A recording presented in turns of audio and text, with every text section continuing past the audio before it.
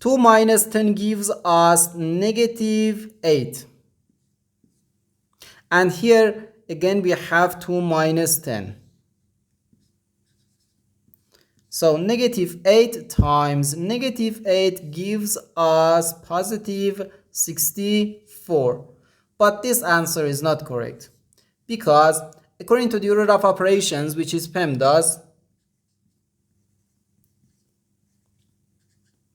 P stands for parentheses, E stands for exponent, M and D stands for multiplication and division, and A and S stands for addition and subtraction.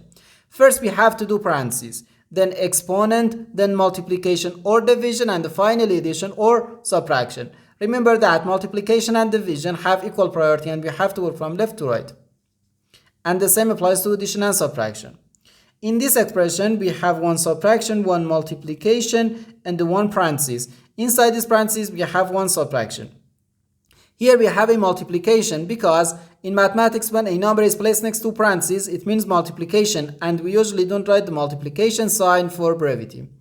Okay, so according to the PEMDAS, first we have to do this parentheses, then this multiplication, and finally this subtraction. If we do this subtraction before this multiplication, it is wrong.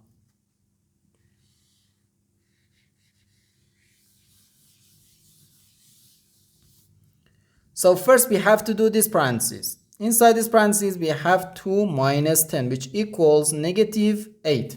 So we have 2 minus 10, then times negative 8.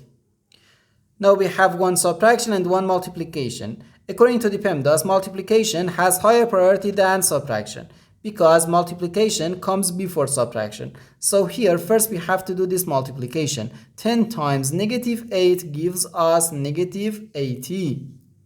So we have 2 minus negative 80. Now negative times negative gives us positive. So we have 2 plus 80, which equals 81. And this is our final answer to this problem.